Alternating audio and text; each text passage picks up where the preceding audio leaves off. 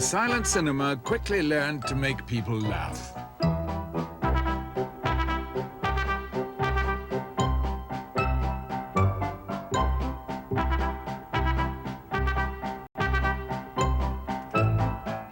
What started out as simple slapstick grew into the richest visual comedy the screen has ever known. From it emerged four great comedians: Harry Langdon, Harold Lloyd,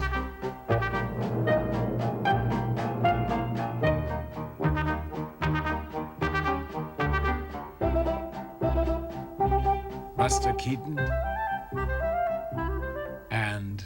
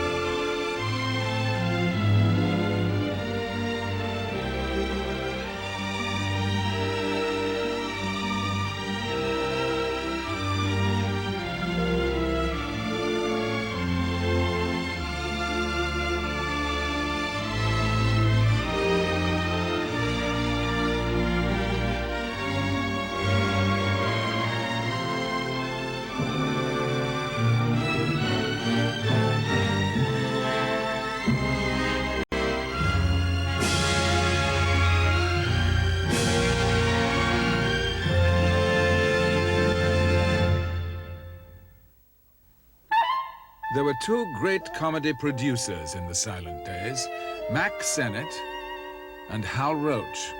Mack Sennett was an Irish blacksmith before he was an actor, and Roach was a truck driver before he was an actor.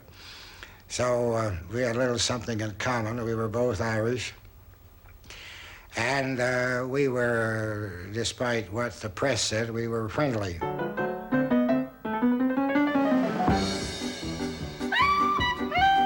Mack Sennett developed the style of knockabout comedy that's still known by his name. He had a broad sense of the visual ridiculous, and he played that to the hilt. I mean, in the early days of broad slapstick comedy where you threw everybody and everybody fell down like the Keystone Cops and things like that, Sennett was a master of that kind of comedy.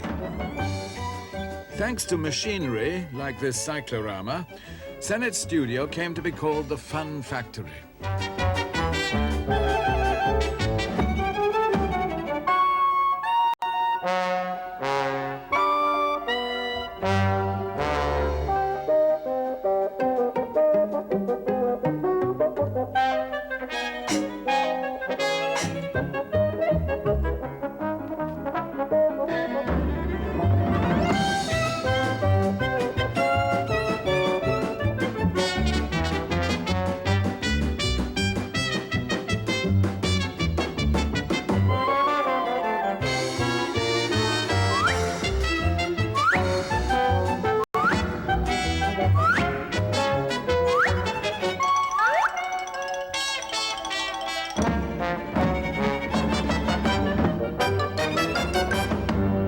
In later life, Sennett was embarrassed by the praise heaped upon him. As he admitted, I stole my first ideas from the Pathes. The Pathé Frères Company were pioneers. The French had specialized in trick films from the very beginning of the cinema. They were the advance guard of the art of picture making.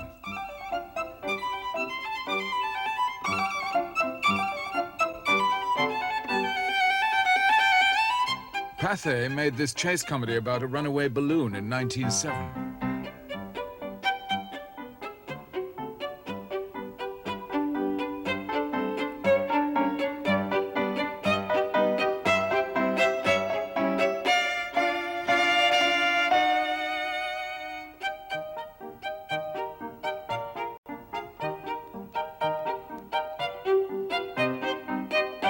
In 1909, Mack Sennett was given the lead by D.W. Griffith in The Curtain Pole, an American version of the French chase films.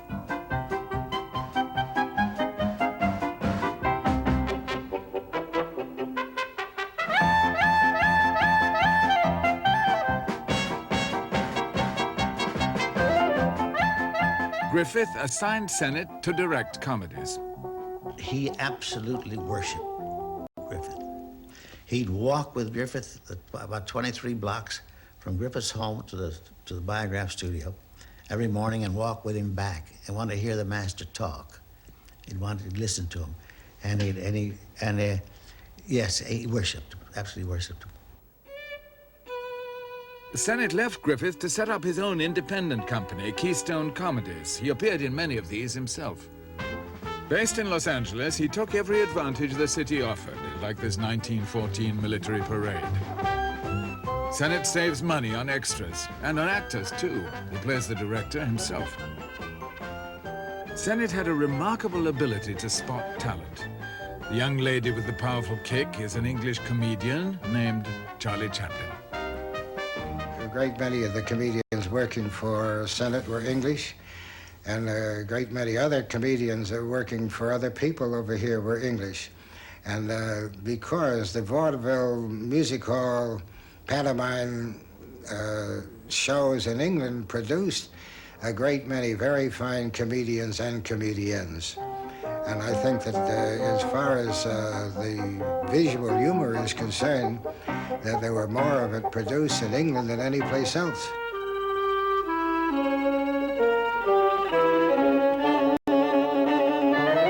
One of those Englishmen was George Harris. They put me through tests and tried sorts of mustaches on me. You always had to have a mustache, you know, whether you were with Sennett. And inside of just a few days, I became almost one of the family. When I first got onto the Sennett lot, Mr. Sennett said to me, "I'd like you to go up in the story department." And I said, "But Mr. Sennett, I've never ever written for the screen, never done anything." He said, "No, just sit with the boys, and if you hear them talking about something that reminds you of something that you had seen in an English pantomime or an English vaudeville sketch, you mention it to them."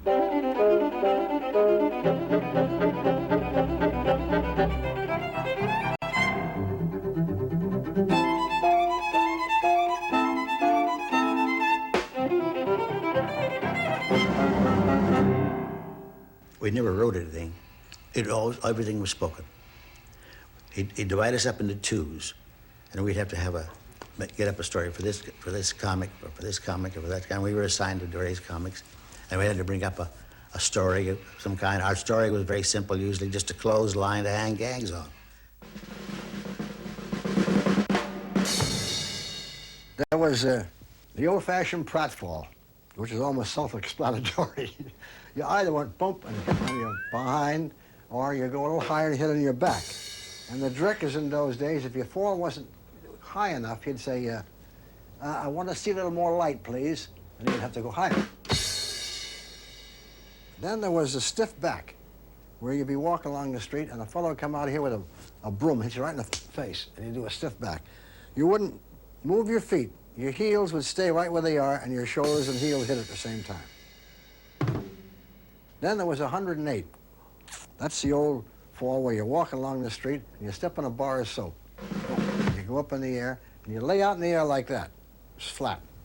Boom, and you come down. Of course, the flatter you land, the better it is for you, because it's not a one-point landing, it's an all-point landing. And those were the three basic falls of the old comedies. And if you couldn't do those, you couldn't do comedies. Even the gals used to do them. Some pretty damn good pratfalls.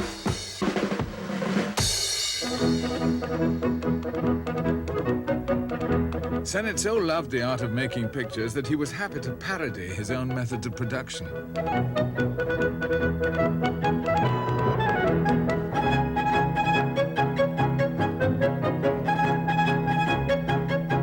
Oftentimes when they were shooting exteriors, if there happened to be something going on, one day I remember there was a fire, burnt 2 or 3 buildings.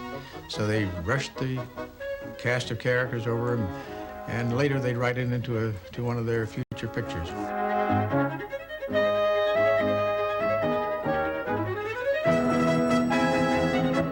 Sennett had a direct link to the fire department.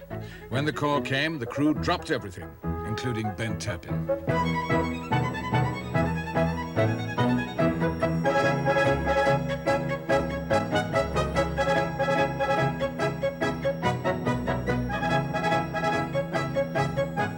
Sennett would shoot any spectacular event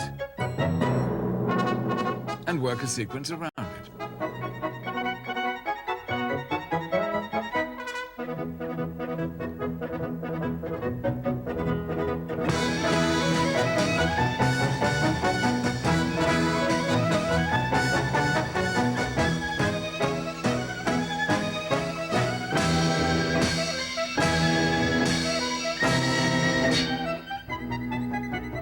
Rex Sennett was a simple yet complex. A simple man in which his needs were simple, but he had the sort of complexity that he needed butlers in full dress suit around him all the time. And he needed to eat with a black tie. And yet he looked ridiculous in the black tie, and so did his butlers look ridiculous in their livery. He had a tremendous library of books. When I finally opened one, the leaves never been opened. They just bought them by the yard. And he had this strange quality of being simple and yet trying to be sophisticated. And he certainly never made it. He never made it to sophistication at all.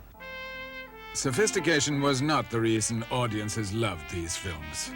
Here is Charlie Chaplin in his very first film, produced by Sennett in 1913. Chaplin has yet to create his screen character.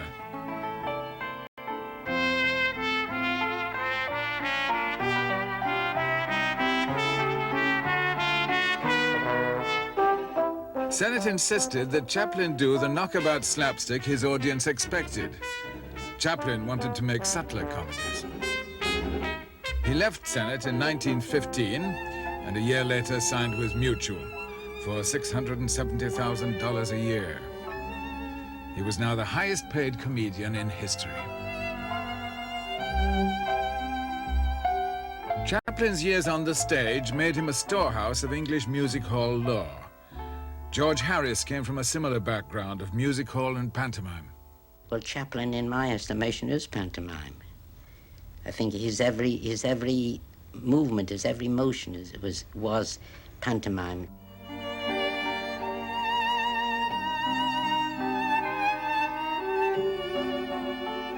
Pantomime itself is really action without words. And after all said and done, remember, Charlie Chaplin made his name and became a world figure without any talkies, just as a silent artist.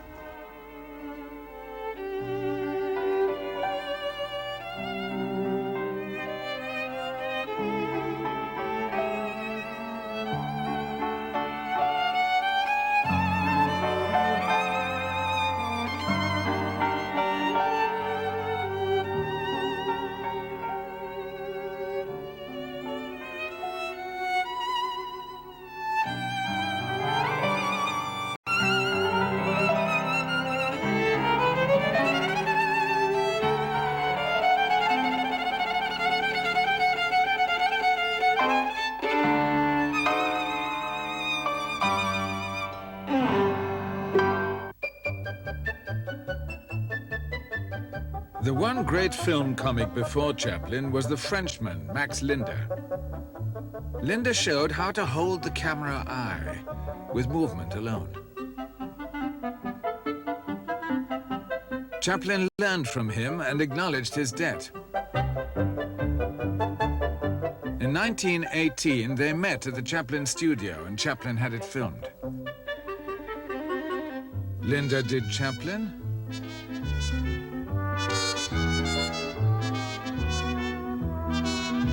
Chaplin did Linder.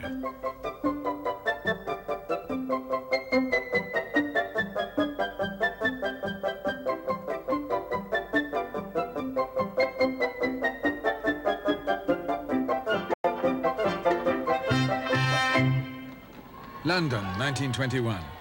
Charlie Chaplin had become the most popular figure in the world. Chaplin, he's really unfathomable. You can't pin him down.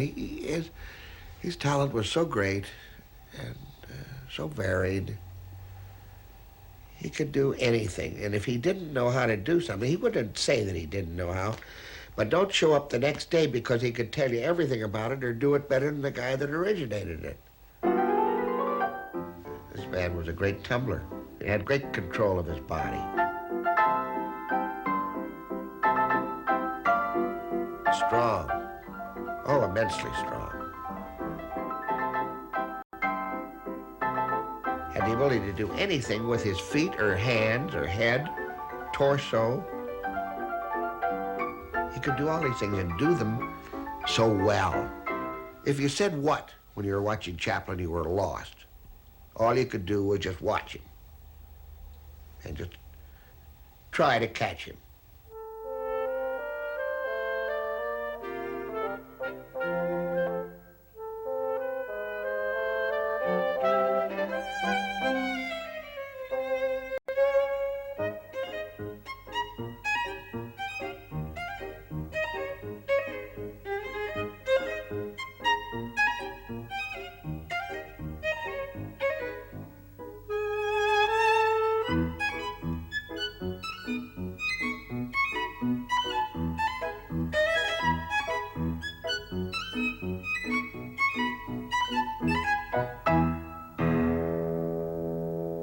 Jackie Coogan's father was a vaudeville comic, and one night Jackie joined him in the act. In the audience was Charlie Chaplin. He was showing me off for the benefit of his friends, and it went over terrifically with the audience. And Chaplin, being a man of instant emotion, said, "I've got to get that kid." He got him. Jackie Coogan was 4 years old. For a while, Chaplin didn't know what kind of film to make with him. He showed him off for visitors to the studio. This rare piece of film is from Chaplin's own archive.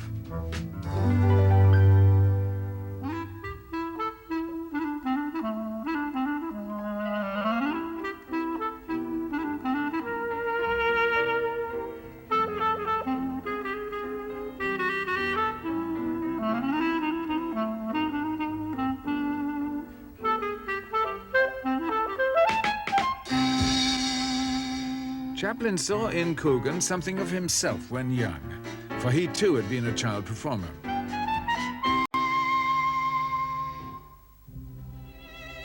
Gradually, the shape of the film formed in Chaplin's mind.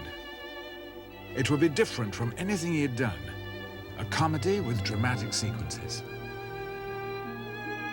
Chaplin's own London childhood, when he was taken from his mother and placed in an orphanage, was the inspiration for the kid. He had nothing goading him on. He was his own boss, and he took the most precious thing in the world, time, and lavished it on the picture. As everyone knows, Charlie wore a crepe mustache, and they used to stick it on with spirit gum. And we had several close, very close scenes, and this glue has a sort of an offensive odor.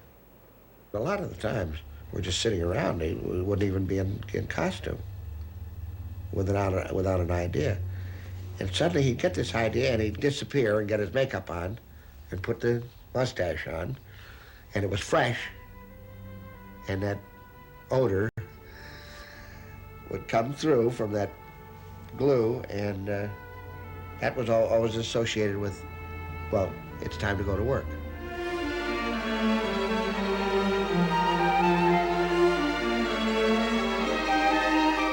The small boy has been looked after by the tramp since he was a baby. Now the welfare authorities are going to take him away.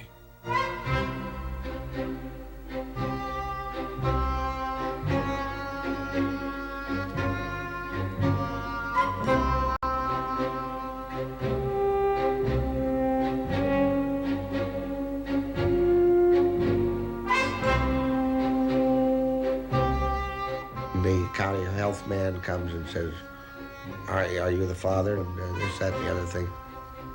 Well, he's got to go into a hospital.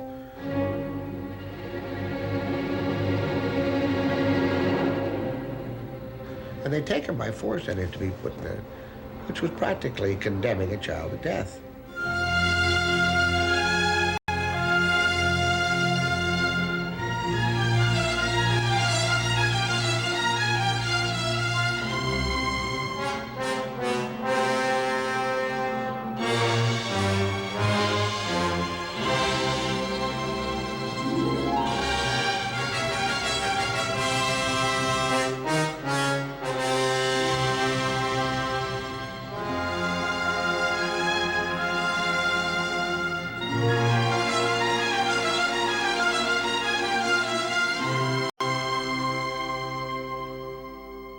And I can remember him explaining to me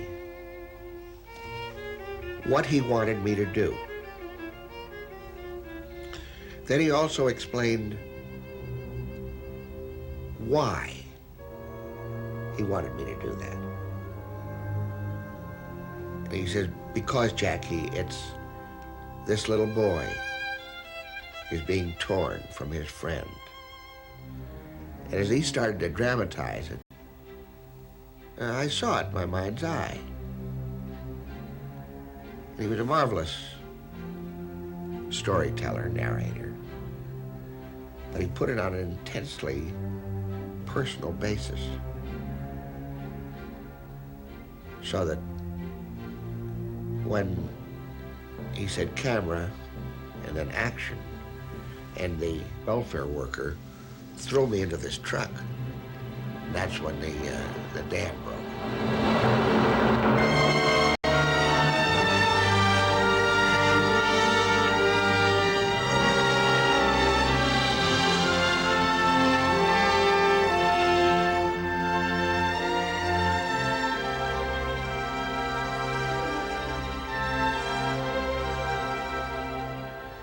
Of course, I was really gone, man. I was torn up. I want my daddy, and I was hysterical. And if you are going to portray yourself being hysterical, you better get yourself hysterical. Or whether it's as phony as a $3 bill.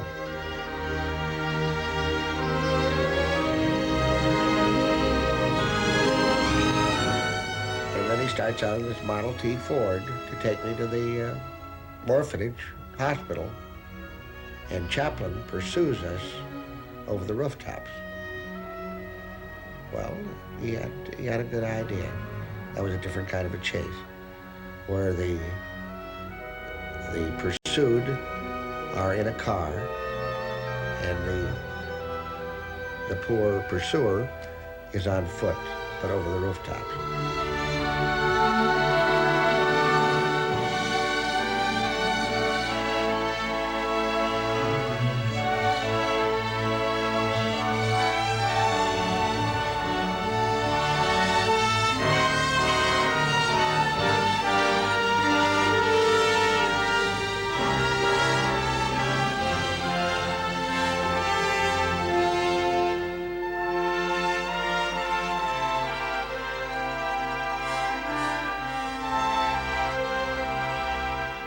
That was where the scene reaches its emotional peak, because we're both crying, real tears.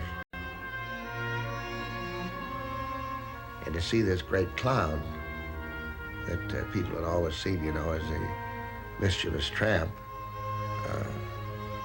really crying was a real shocker to most people. But he couldn't leave them there.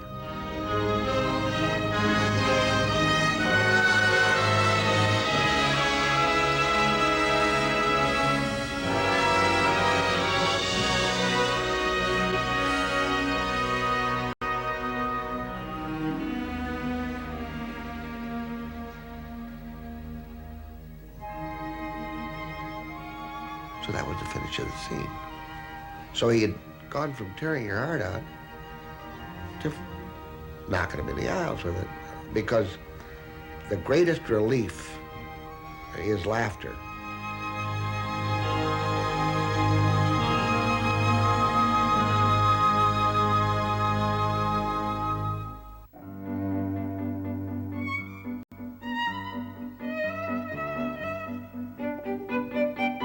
It is taking nothing from such great clowns as Harold Lloyd to say that Chaplin laid the foundation on which they built their success.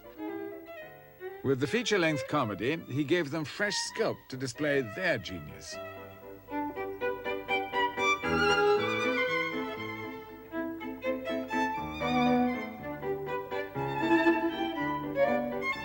Lloyd began his comedy career as a Chaplin imitator. But once he found his character, he became the one comic who seriously rivaled Chaplin at the box office.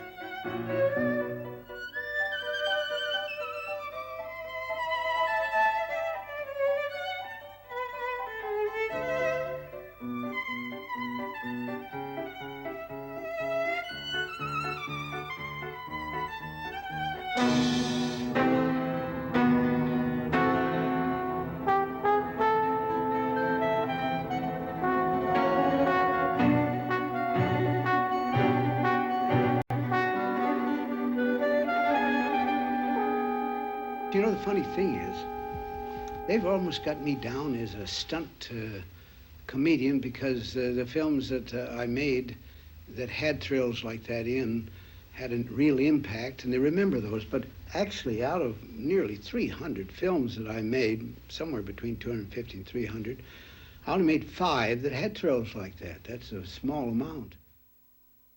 From the beginning of his career, Lloyd was closely associated with Hal Roach. Well, Harold Lloyd and Frank Berzaghi and I, for instance, they made a colossal 3-reel picture called Samson. And we were the 3 eunuchs, the witnesses of the birth of Samson. Lloyd was not a comedian in those early years. He was just another face around the studios. He hoped that makeup would win him substantial parts, but old men and idiots were not much in demand. He finally popped up in a series of Hal Roach comedies, co-starring Bebe Daniels. His character, Lonesome Luke, resembled Chaplin's too closely for Lloyd to stay with it for long. I felt that I'd gone as far as I could with those comedy closed characters, and they weren't satisfactory to me. I was too much like all the rest. Charlie had complete control of that category, so I wanted to get away and be something different. We had a guy that did a great drunk, and one day, in doing a drunk, he came on the set with a pair of glasses without any rims, without any glass in them, and he looked very funny with these things on, and that's where I got the original idea of the glasses for Lloyd. Much to the disappointment of Pathé, we changed the character from Lonesome Luke to a straight character. The only identification were the glasses. That character was almost immediate success. Lloyd found his mark not by looking funny, but by looking serious. Glasses give you an academic appearance of a studious man, but you don't necessarily have to be that. You can belie that appearance. You may get into a scrape, and they think you're very studious, and you do something entirely to dispel that idea.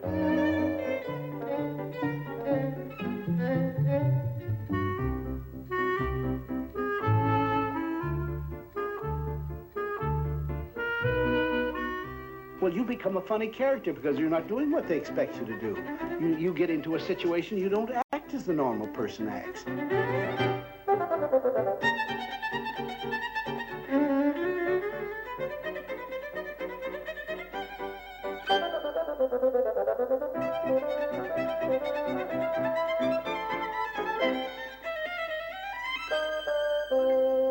My character, just to think of it, it was the glasses and an ordinary clothes, you wouldn't think is a funny young man. But you see one picture after another, and finally he becomes a very funny character to you.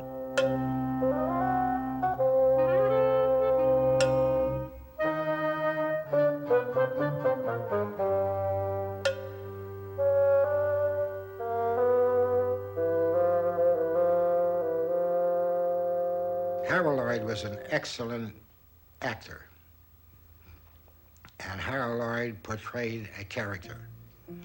And that's exactly what acting means, is portraying a character, not playing yourself. And he built that character.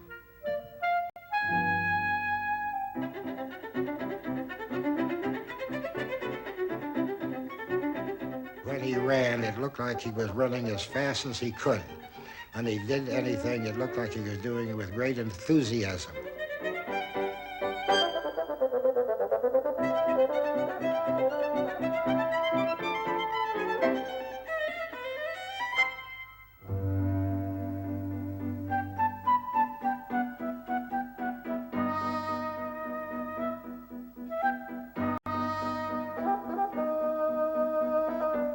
In Hot Water, Harold wins a turkey in a raffle and takes it home on the streetcar.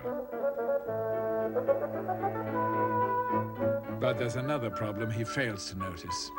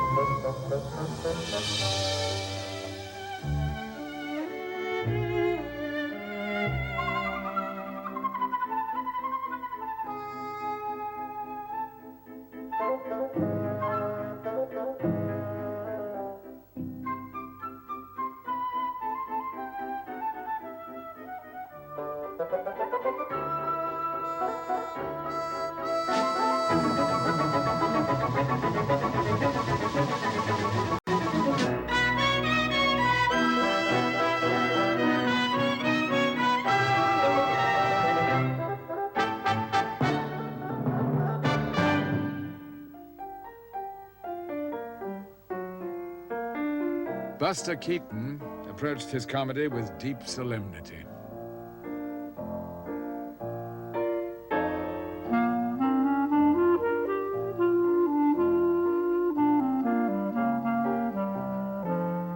Not smiling was mechanical with me. I just didn't pay attention to it.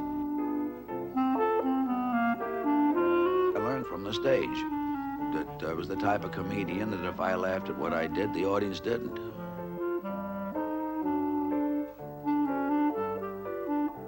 So I just automatically got to that stage where the more seriously I took my work, the better laughs I got.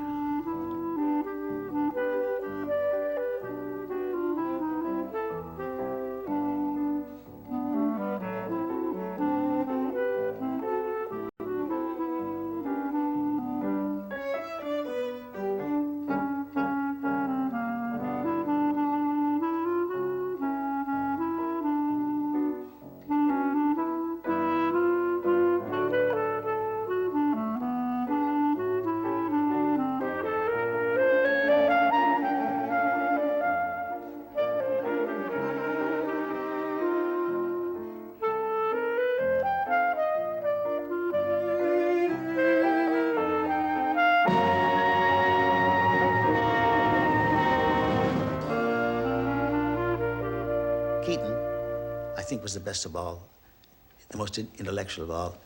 He was a stoic. He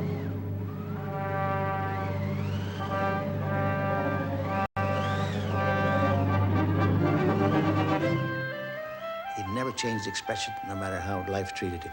He always accepted the good or the bad or whatever it was. He accepted it in one way, and that's with a certain tolerance for what it was, the stoic.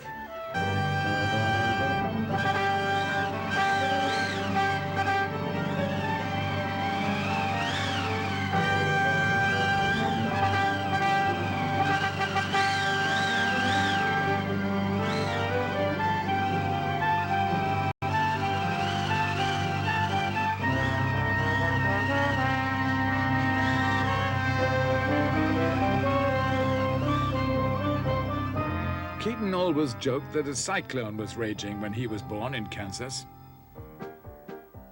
His parents were vaudeville entertainers, and Keaton joined them on the stage at a very early age. My old man was an eccentric comic, and as soon as I could take care of myself at all on my feet, he had slap shoes on me and big baggy pants, and then just start doing gags with me, and especially kicking me clean across the stage or take me by the back of the neck and throw me. And by the time I got up to around 7 and 8 years old, we were called the roughest act that was ever in the history of the stage.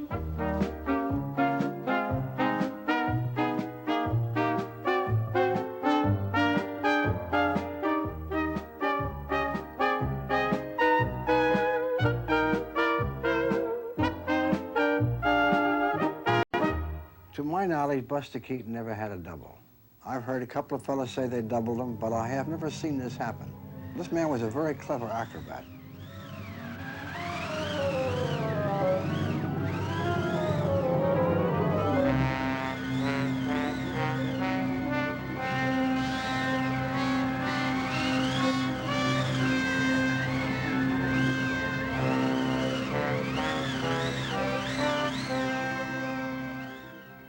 Now, I don't believe, knowing his Buster as well as I do, and doing things as good as I used to do, I don't believe I could have done them like he wanted them.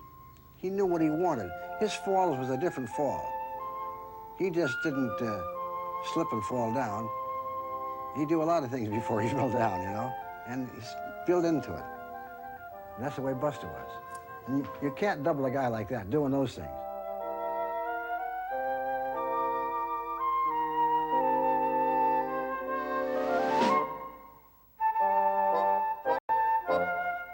Keaton's pictures were always elaborate and sometimes flourished into an epic grandeur.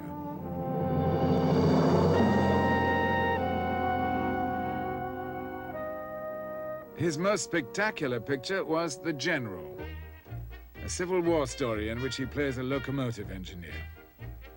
When his beloved engine is stolen by northern raiders, he sets off in relentless pursuit. The leading lady was Marion Mack.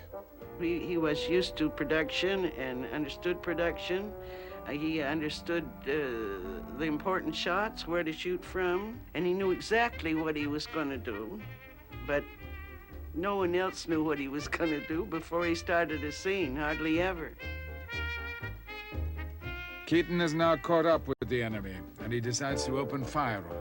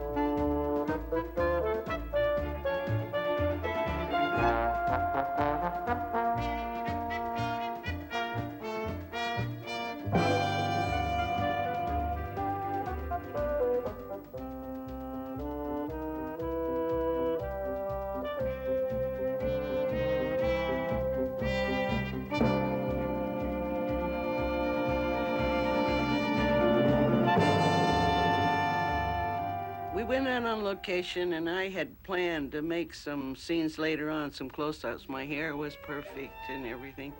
And they told me to go into the scene and pretend like I'm helping Buster.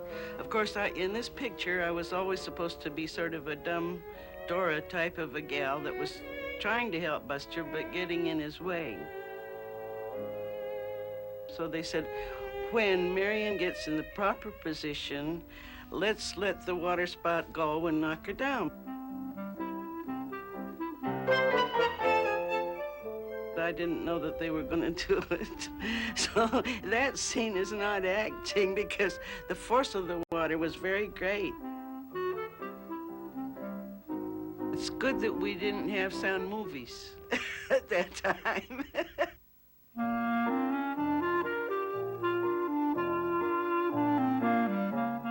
Buster Keaton planned his gags with the absolute precision of an engineer, for he was not only a great comic, but a great comedy director.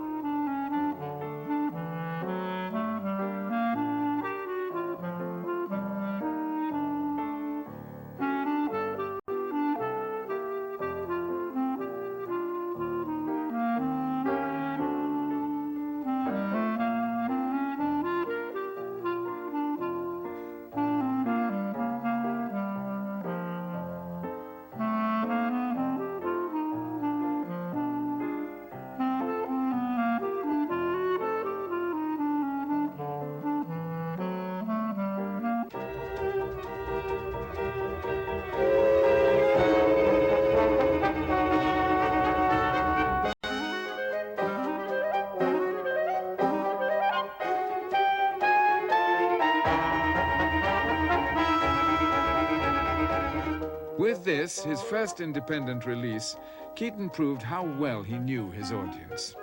I always wanted an audience to outguess me. And then I double-cross them.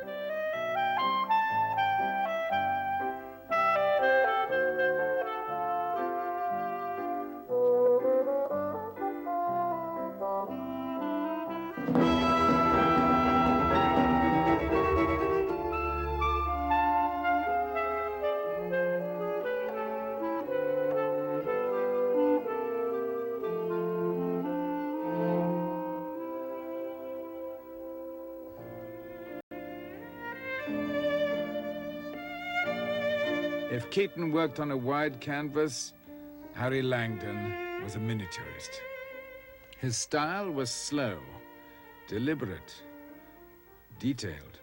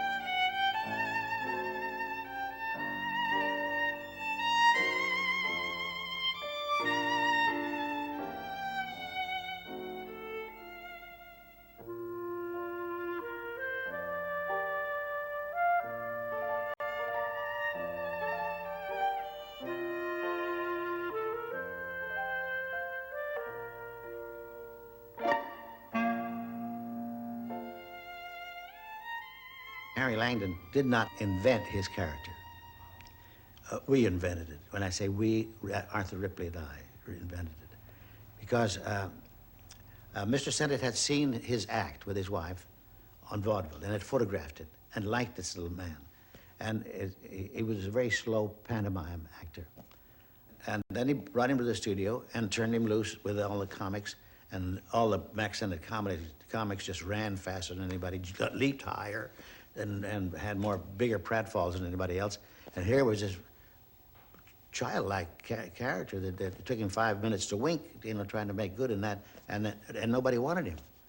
But Sennett kept saying, "You guys don't know what he's got. He's got something, that guy." See, so it came our turn, Ripley and I's turn, to look at the film and see if we could do anything with it. And we saw it, and we just agreed with everybody else.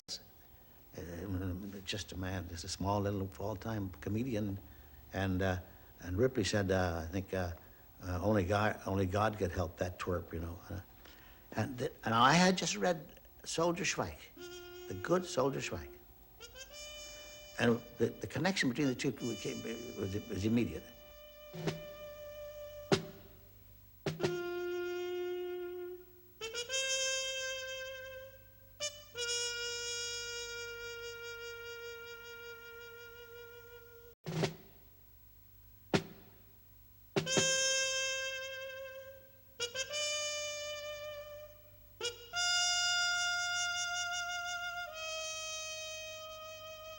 We asked permission to work on it for a while, and we did, and we made the picture, and the picture was a tremendous hit. It was a two-reeler. Absolutely a new star was born, a new kind of a personality, you see, innocence.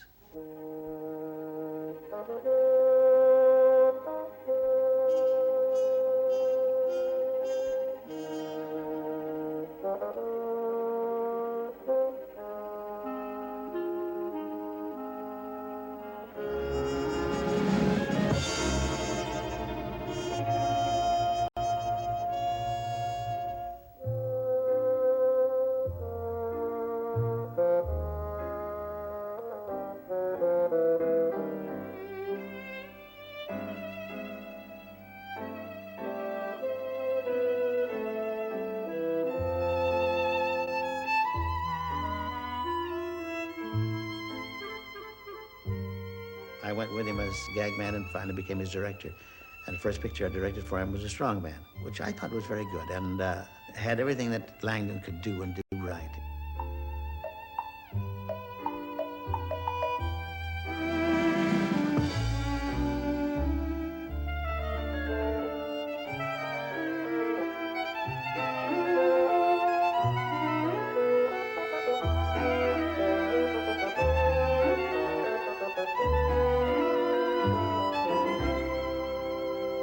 So he went Hollywood in a very big way because he read these wonderful reviews from New Yorkers who went crazy about this man. And he just went, poor little man couldn't handle it, just couldn't handle it. But then he directed himself. Now, his one idea was to equal or supersede Chaplin in Chaplin's own material. In Three's a Crowd, Langdon tried to echo the pathos of The Kid.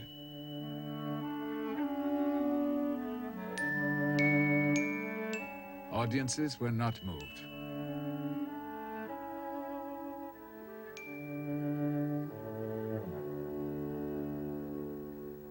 I didn't see him for years after that, but next time I saw him, I knew he was working on stage. I peeped in on the stage, and there he was redoing a famous gag that we had in the Strong Man of carrying a woman up on his lap, up the stairs one at a time backwards. And the director was yelling to him, "Faster, faster, Harry, faster, for God's sakes, faster." And faster was not the thing to say to Langdon. Slower, yes, but not faster.